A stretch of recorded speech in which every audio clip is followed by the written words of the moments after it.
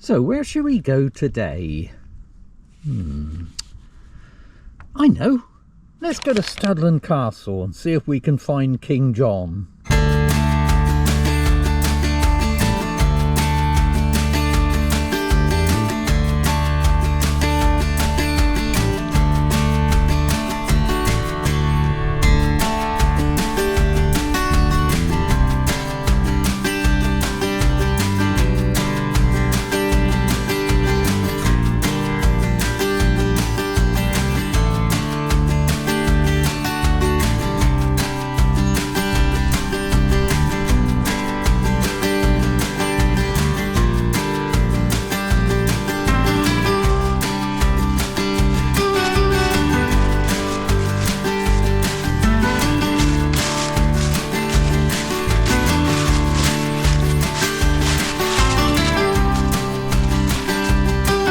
Well, good morning everyone, and it's a cracking day in Dorset, absolutely amazing, and we're out on another walk, and today we're in the Isle of Purbeck.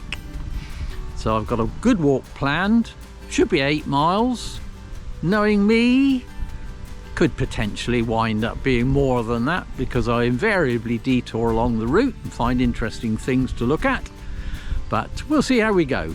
Hope you're going to join me. I'll tell you more as we go, but it promises to be an awesome day.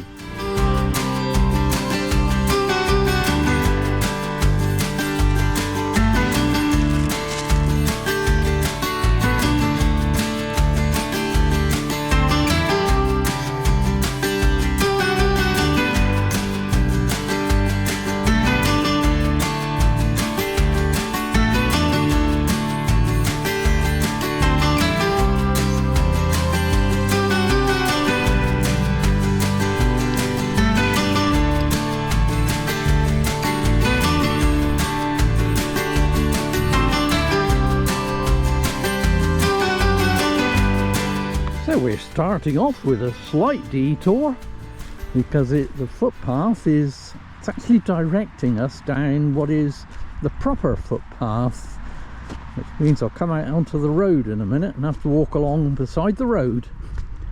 But there was a kind of unwritten footpath where you could walk through this field, but it's fenced off. Hey ho! Shouldn't make too much difference, to be truthful. And we got pockets of frost still.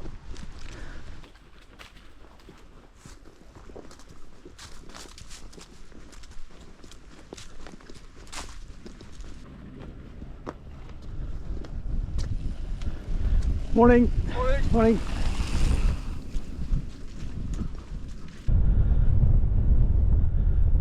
The views are opening out already.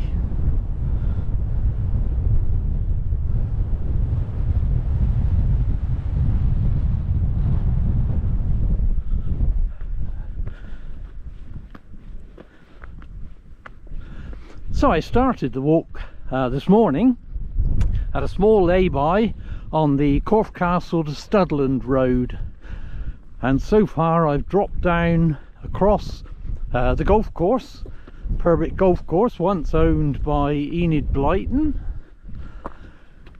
and I'm currently, as you might tell, climbing up to the top of Ballard Down. Now, from the top of Ballard Down we are going to, in fact, walk the length of Ballard Down, and if you followed me you'll know this is one of my favourite places to walk. It is an amazing ridge of chalk that's great to walk always, with the views just fantastic, as you can see already, and we haven't got to the top yet. From there we're going to go around Old Harry Rocks into Studland village, along the beach, part way along the beach, and then we're going to go inland across the heathland back up to where I started. So theoretically 8 miles, possibly more. who knows? But yes, an amazing varied route. You've got ridgetop walk, you've got villages, you've got beach, you've got heathland, which will be muddy, no doubt. So that should be a great day, and I'll put up a map so you can see.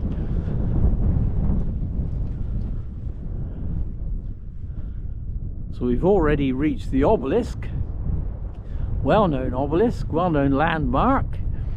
This was put up by George Burt to commemorate the first water supply to Swanage, that is Maine's water, drinking water to Swanage, in 1883.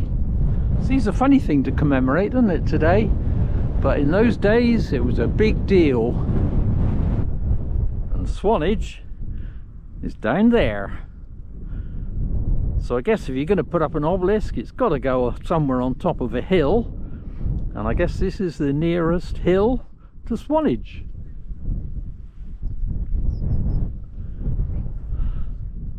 And there's the obelisk.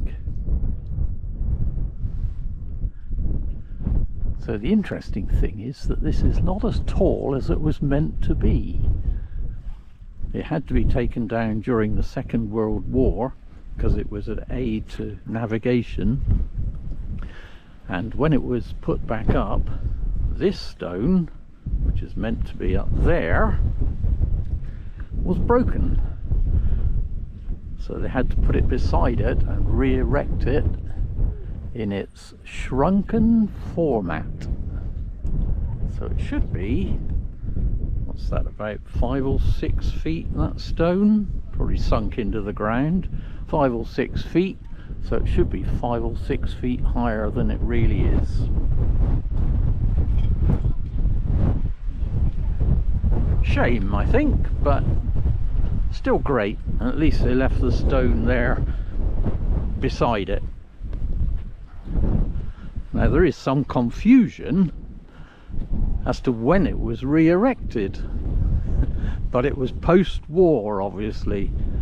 Once the war ended, there was no worries, but obviously with the sea over there, and presumably aircraft as well coming over, if had it been left there, it would have been a guide to enemy aircraft and ships.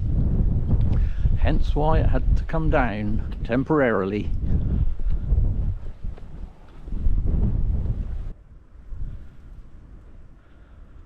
Isn't it a magnificent view? See surely why I love Ballard Down.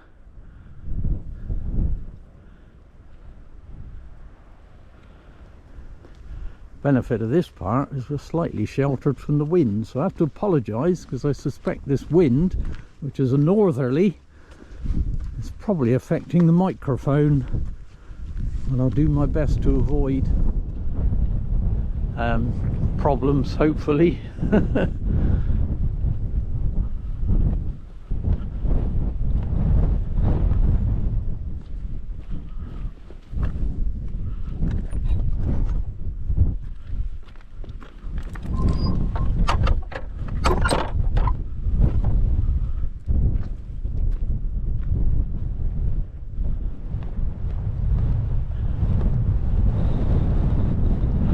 And so we've reached the top of Ballard Down, and do you know what? From here it's all downhill. Well, virtually until we reach well, certainly Old Harry Rocks. Maybe that's why I like Ballard Down, is it? Because when you come from this direction, it's just great.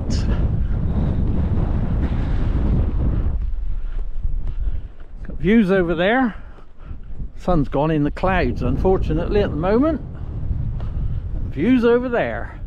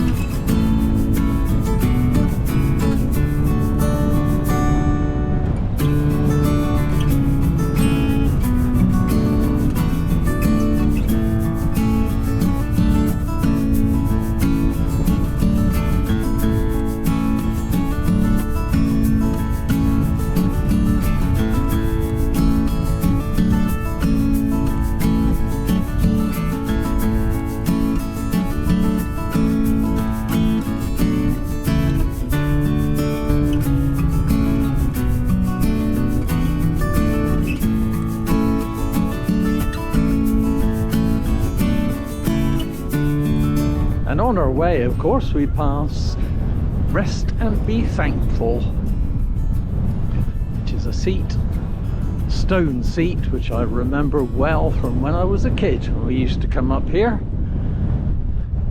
sit on that seat. It was put up in 1852 by a Dr. Jardine, but I don't know who Dr. Jardine was. I certainly haven't been able to find anything out about him, but I assume he was local. I don't know,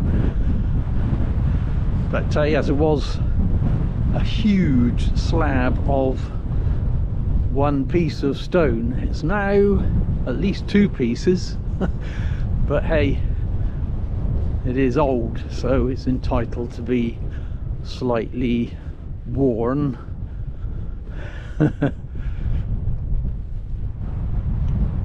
Of course, I was thinking I might be able to have 11s sat on Rest and Be Thankful, but unfortunately somebody's already bagged it. But that wind whipping across this chalk ridge is so cold. I probably wouldn't have sat there anyway, to be honest. A cold stone seat in this bitterly cold weather.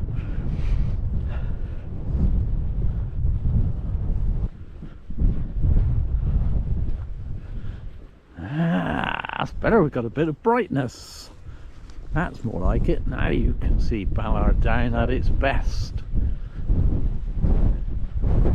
Briefly, because I don't think it's going to last long, sadly. Popular place.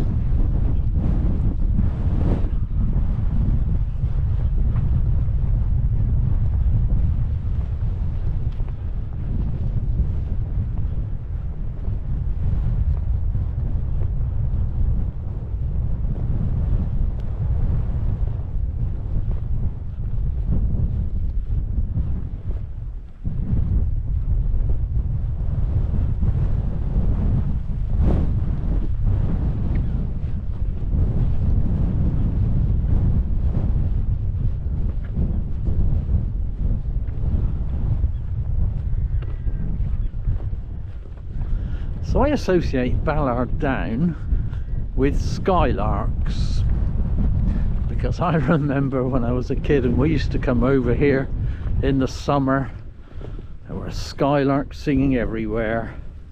Ooh. Still frozen.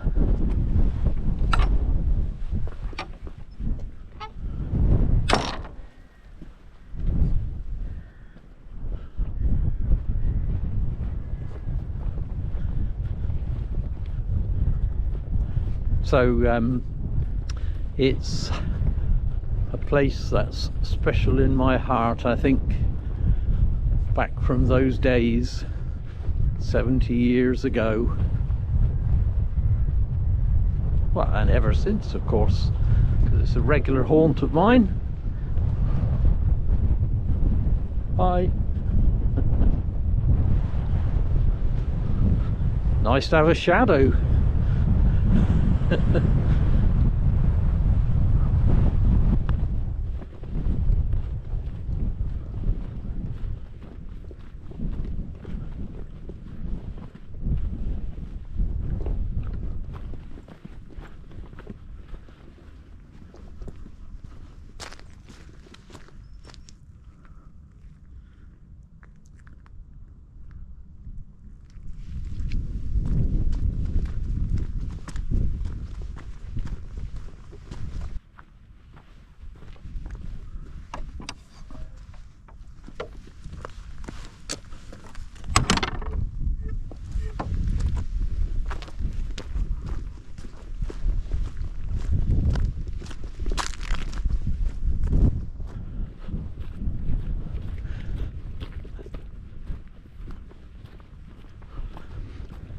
So the disappointing thing today actually is that I was really hoping to put the drone up, particularly over Old Harry Rocks, but it's just too windy, unfortunately. It's actually quite nice here because I'm sheltered from the wind here for some reason. Whoops. It's slippery though. Yeah, I was hoping to put the drone up over Old Harry Rocks, but it's just too windy, just not going to be able to do it. Never mind, we'll see it from the cliff tops. I think one of the amazing things for me is that this chalk ridge used to go right the way across the sea and was joined on to the Isle of Wight at one time, which is pretty amazing when you think about it. I could walk all the way to the Isle of Wight, but not now.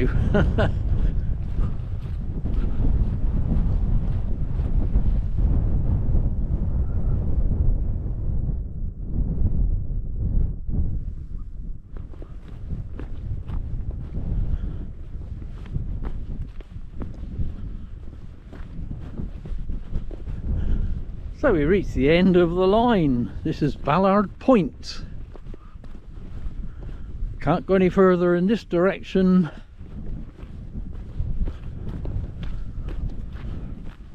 So we're going to have to go round the bend.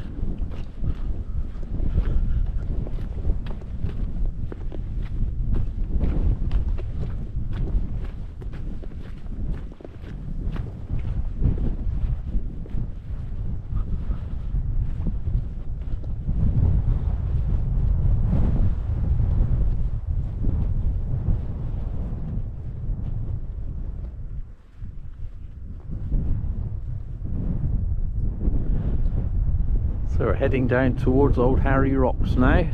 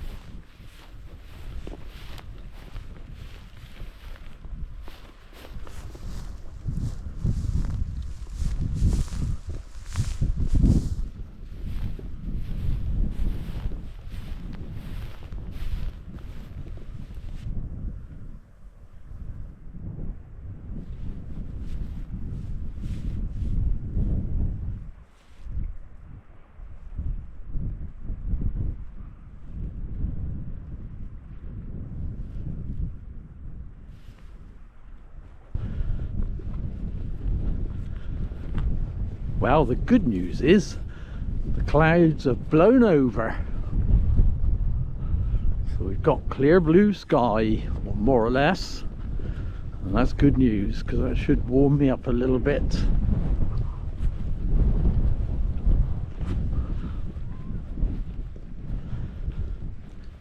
So Old Harry, strange name for a headland and some rock stacks. So where does it get its name from? Well, there's three possible scenarios. One is that he's named after the devil himself, who apparently slept here, because he's known colloquially as Old Harry. Could have been named after our local famous, infamous smuggler Harry Pay, who apparently used to moor his ship behind Old Harry Rocks, ready to leap out on unsuspecting merchantmen sailing past.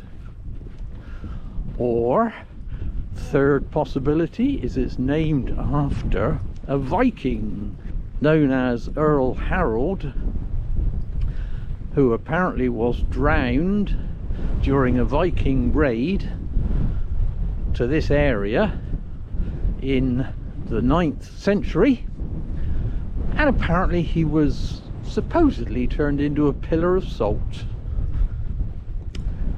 So there you go. Pays your money, takes your choice. Which do you prefer? I don't think actually anybody really knows.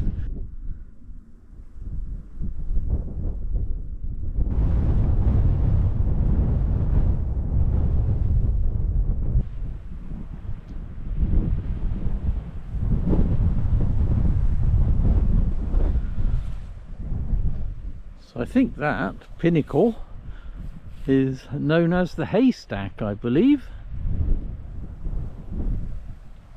And obviously it was connected to the mainland at one point.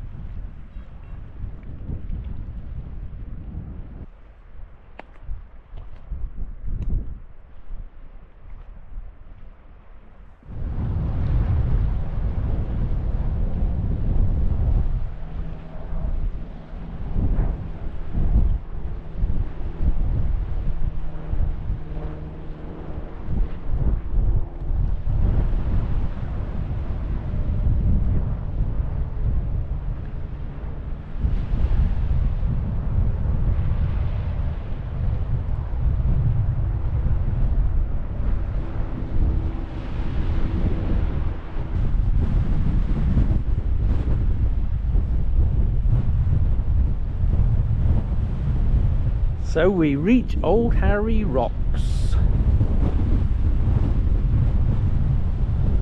But interestingly, we also reach Studland Castle, it seems.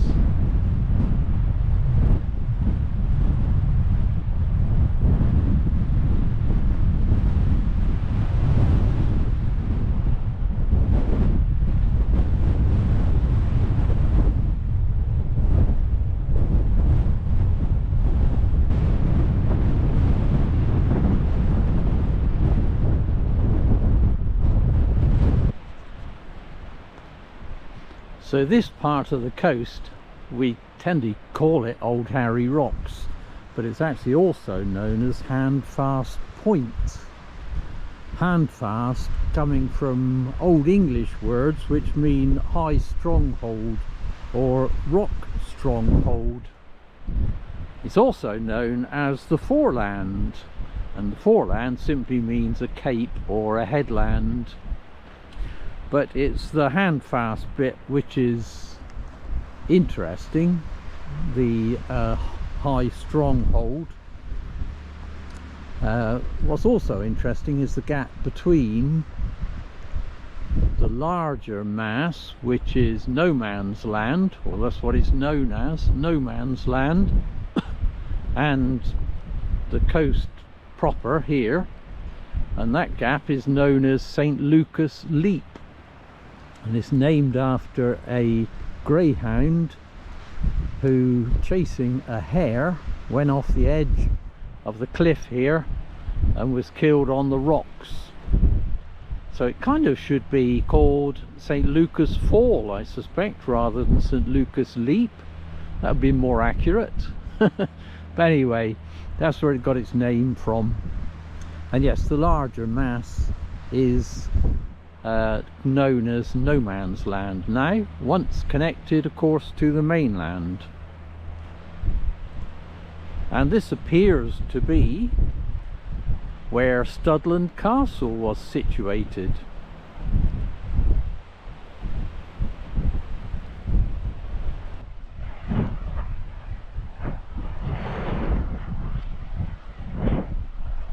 So St. Lucas Leap is the gap down in there, separating no man's land from the main coast path. So Studland Castle, it's mentioned, it's a medieval castle. It's talked about by Hutchins, the famous historian, and he suggests that King John stayed at Studland Castle in the 13th century, a couple of times in fact in the 13th century. There is further reference to a castle in 1381. There's a 1586 map that shows a chalk stack linked to the mainland by a bridge of chalk and marked as Studland Castle. I assume it's the mass there, which would have been connected by a bridge over St. Lucas Leap. In 1775 there was a map which also refers to it, but the chalk bridge is shown as a thin line at that time, but it could be still walked across. It's been described as a blockhouse called Studland Castle in later literary work. So it seems like the castle was over there, but when that was a much larger mass of land, it's obviously eroded away considerably. Now, there is no evidence of a castle that I'm aware of. I've certainly seen nothing to show any evidence of a castle. So it appears to have disappeared, but given its name to the stack which remained, although interestingly it's not shown as Studland Castle on the Ordnance Survey map today. So when did that bridge disappear? Well, we know it could be walked in the 18th century. It appears to show the two masses being connected even as late as 1900, although I'm guessing it's not a walkable connection.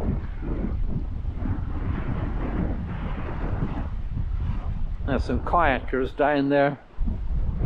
Must be hard work kayaking in this wind. Anyway, so that is Studland Castle.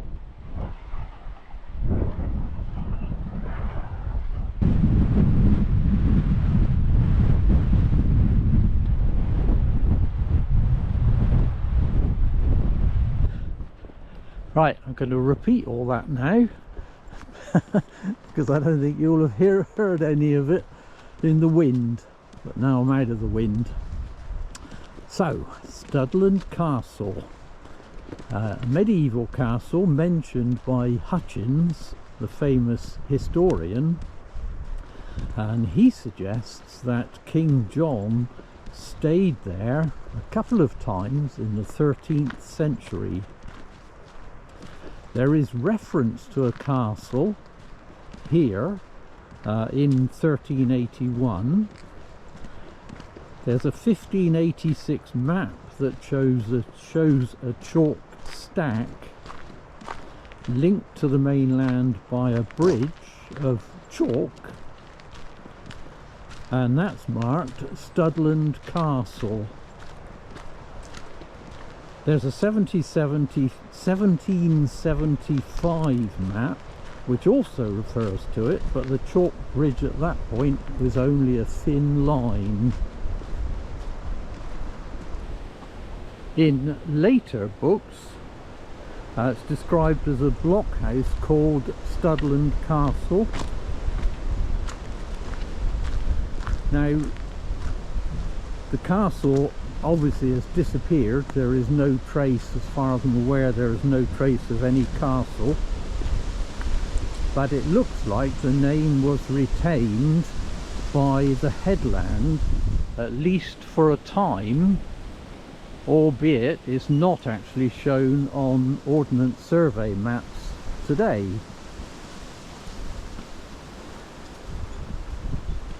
So, when did the chalk bridge disappear?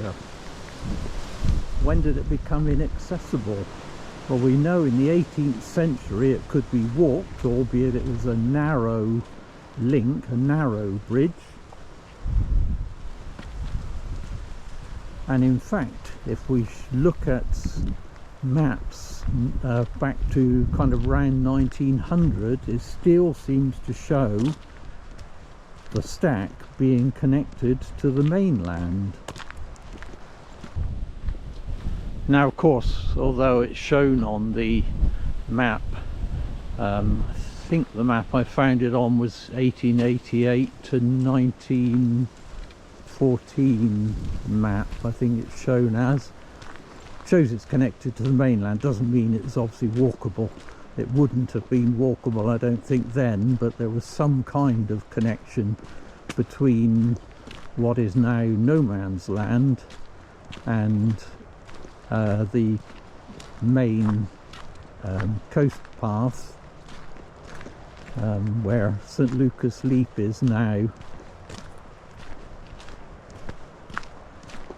So interesting, huh? That's Studland Castle, medieval castle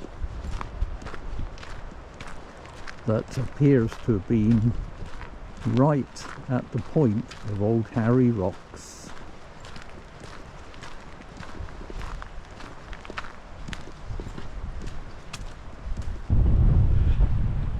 So we're just making our way towards Studland now. We're going to get a bit of a walk along the beach before heading inland again. But I haven't had lunch yet, so I was intending to have it kind of Old Harry Rocks, but it's way too windy and too cold. So I'll see if I can find somewhere sheltered where I can munch my sandwiches.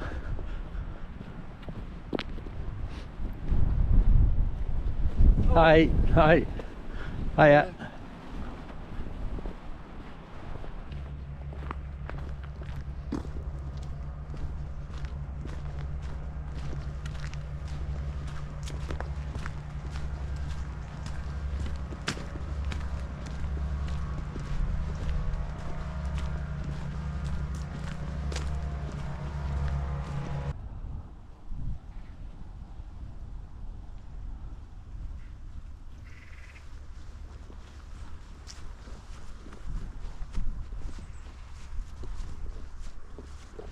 So we're in Studland and we are out of the wind and we've got a seat. Well, cheers. I am very grateful for my hot bovril today. Oh, that is very welcome.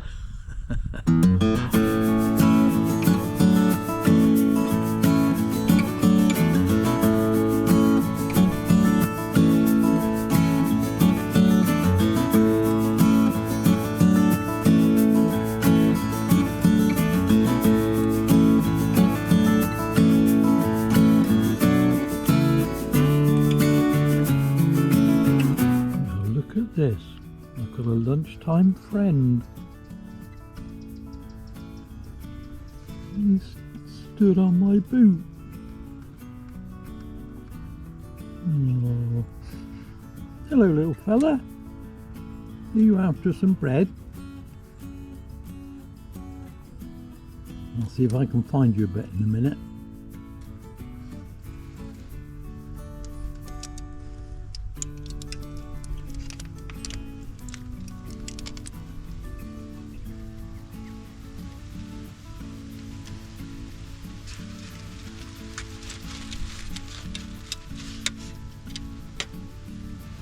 There you are.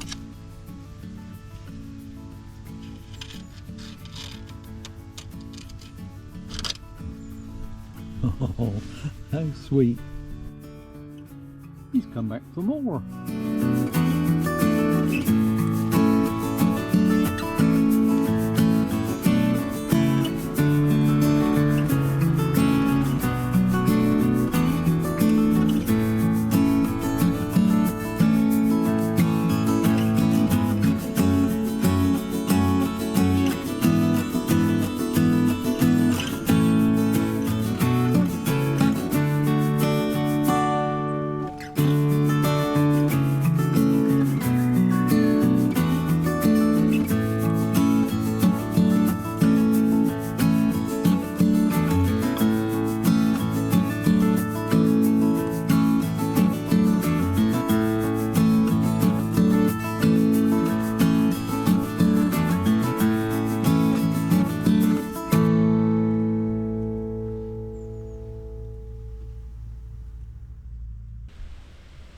Well, thank you, Seat, for your support during lunchtime, and thank you, Mr. Robin, wherever you are, for your company. Oh, that was lovely, that was.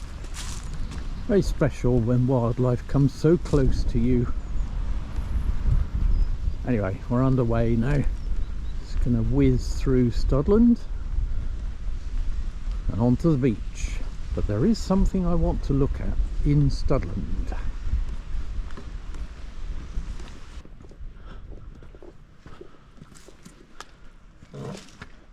This is one of my favourite churches. Almost complete Norman. But I'm not going to go in there today because I filmed in there last time we were here. So we're going to scoot through.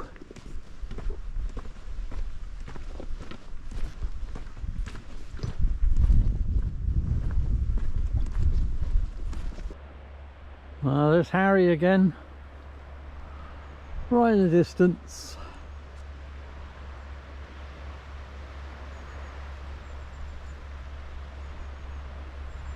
Lovely view.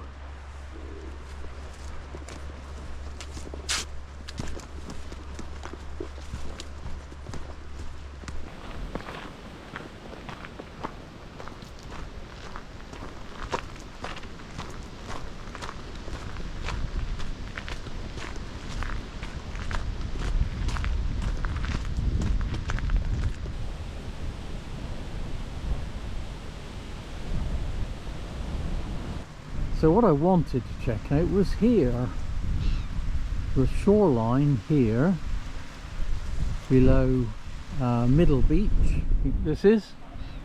They're doing a lot of work on it. They've removed all the coastal protection, what are they called, cages filled with rock. There's a name for it. Which were protecting the coast here from erosion. They've actually removed all of those, and they're restoring the seafront to its natural state and allowing it to take its natural course. And the idea is, I think, to restore it to nature, make it a true coast for nature rather than an artificially protected one. So there's been a lot of work going on down here. Can't see much of it, there's nowhere you can view it very well.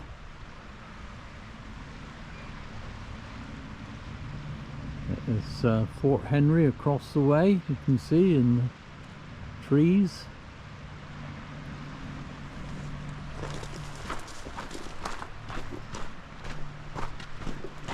So yeah, they've fenced off the bit at the top where you could look down on it, but I was just interested to see what it looked like really, and what they were doing there.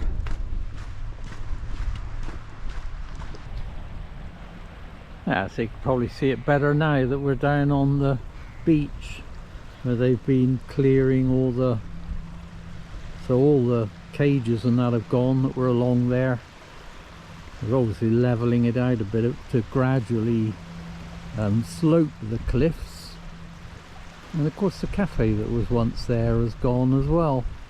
Absolutely awesome cafe, did amazing food that was there. But that's gone, sadly.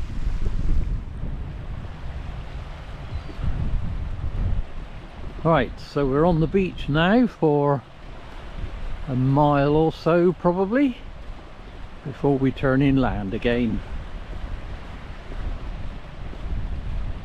And a wonderful beach it is as well, Studland Beach.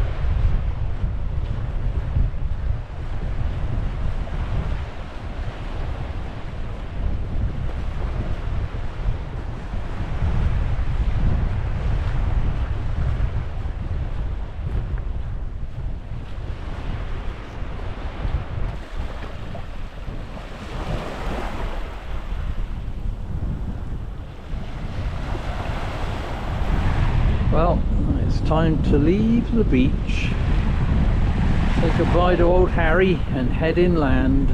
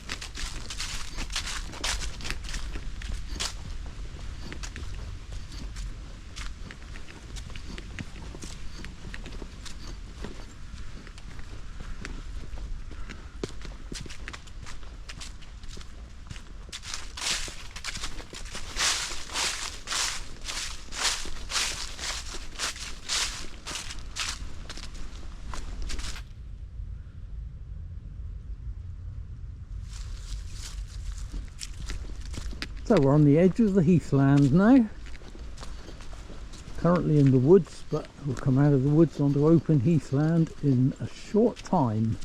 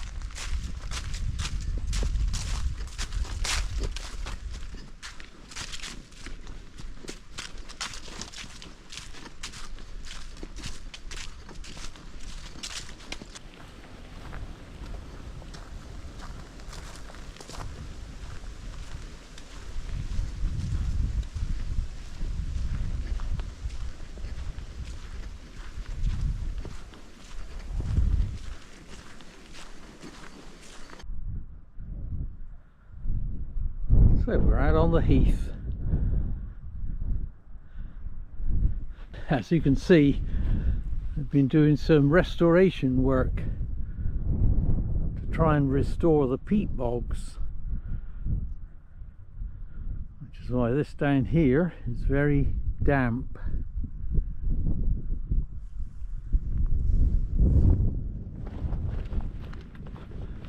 We're heading up into the sun.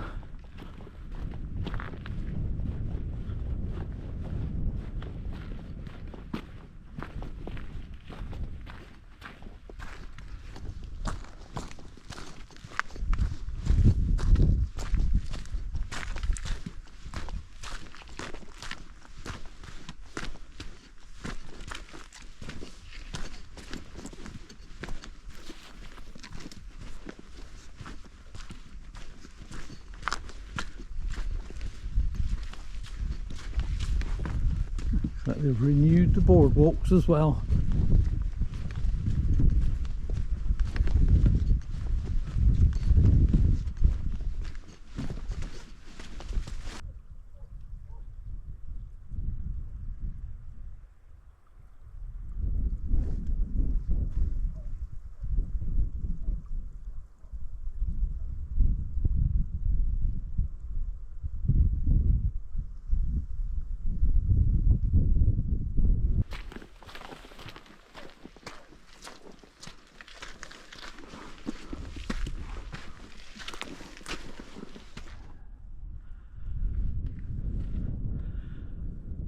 And the next point of interest on this walk is right there, silhouetted by the sun. It's Agglestone Rock.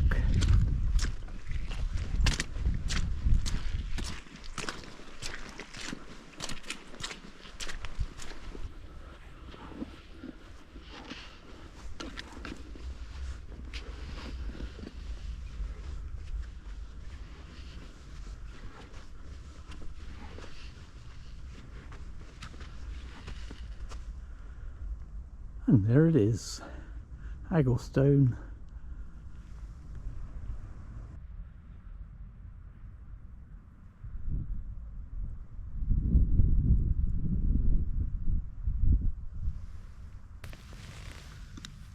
So I think to give it scale I need to go and stand beside it.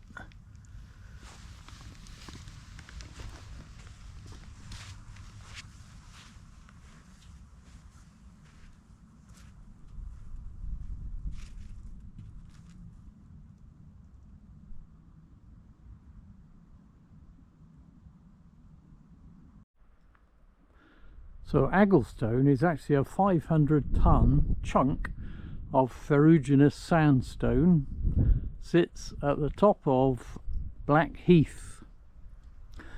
What's odd about it is that it's completely out of keeping with the surroundings, which are just open heathland.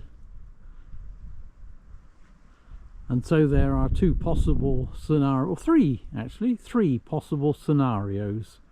One we come across Old Harry again, because one story says it was thrown here by the devil. He was actually aiming for Corfe Castle, which is several miles away, so he's a bit of a rubbish thrower, but apparently, and it landed here in the middle of the heath instead. The second one is possible glacier action, which brought it here and deposited it where it didn't belong.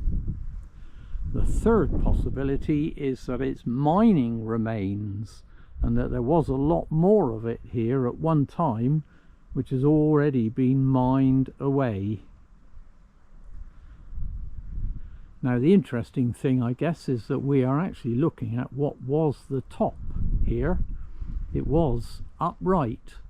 So the bit we're looking at, which slopes, was originally flat, a flat top, and it was anvil shaped. How I remember it like that, it was in my lifetime. It was still upright as an anvil, and I remember the first time I saw it, it was teenage years, and I brought my dog over here for a walk, and it was late at night, so it was almost dark when I reached this point, and I came across this massive rock looming above me as I came up to it. I actually took photographs, but I don't know, I can't find them. They'd be poor quality anyway, because in those days the cameras weren't exactly geared to low light photography, and there wasn't much light about then. But it was so imposing, I remember it well. But anyway, at some point, I think it was somewhere around about 1970, it rolled over. It got undermined so much that it rolled over onto its side, which is how we see it today. But it's a magnificent chunk of rock. There is actually two. There's Agglestone and there's Puckstone, which is a short distance away, but that one's kind of 3/4 buried in the ground.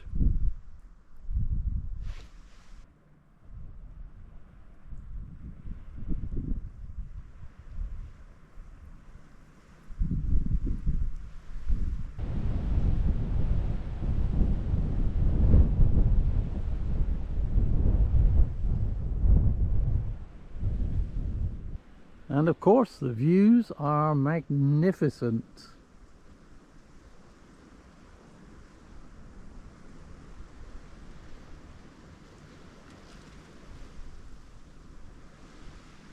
So we are looking out here onto the Bournemouth seafront in the distance over there, right round to Hengistbury Head over that end, and the Isle of Wight further round. And if we come round this way, we've got Poole Harbour in here with Brownsea Island.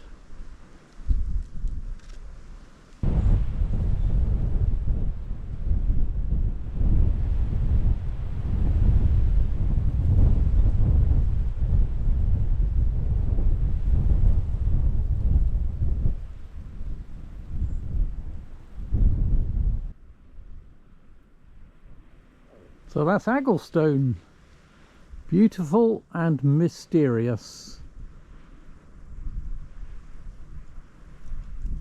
Beautiful in the sense of amazing views, but it's just a beautiful rock. I love the colours in it, the colours and the tones and the layers in it where the light is catching it. I think it's just beautiful. He is breaking up quite a lot, as you can see. There's various bits that have come off him, and down here, but he still looks imposing. And I so clearly remember that day when I was teenage, coming over here in the middle of the night and suddenly coming across this huge rock looming out of the gloom above me. Just an experience that stayed with me.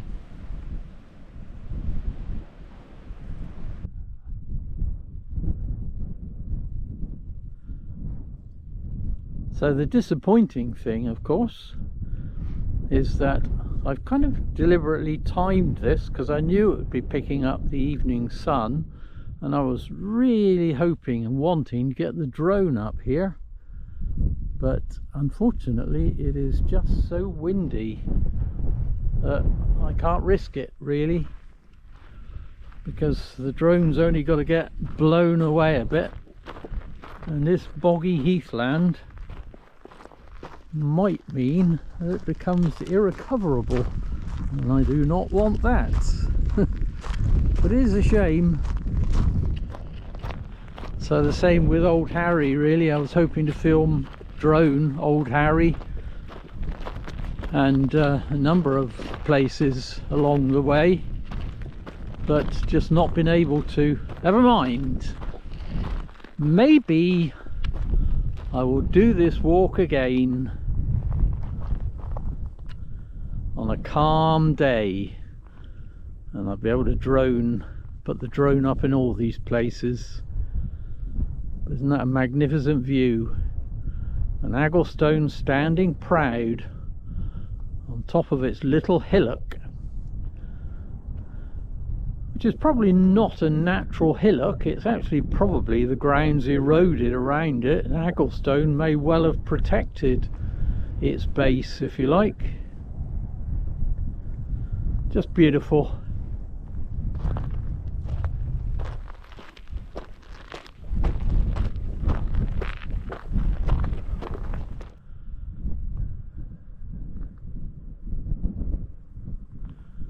Well, we've got to say goodbye to Agglestone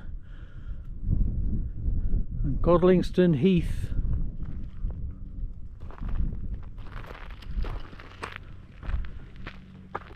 And head off into the sun again.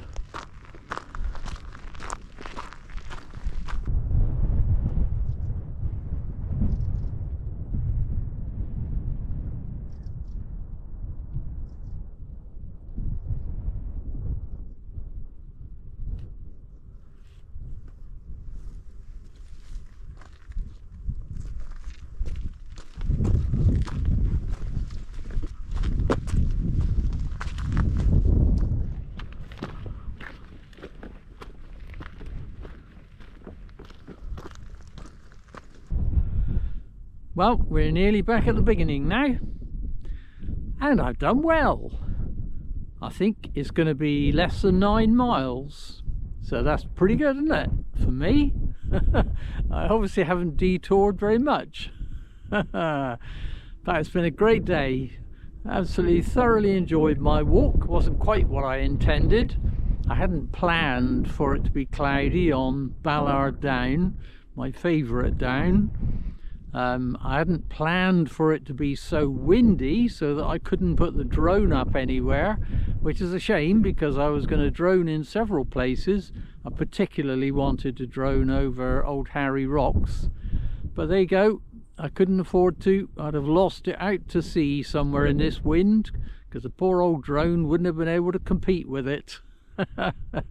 Anyway, it's been 9 fantastic miles and a proper autumn walk because it's bitterly cold and there's a wind and we had gorgeous sunshine, but yeah, it's been a proper autumn walk and I feel like it's been autumn walk too. So it's been great. Done everything I wanted to do apart from those things. So I hope you've enjoyed it. Thank you so much for coming with me. But for now, this is me, the Dorset Rambler, saying, until next time.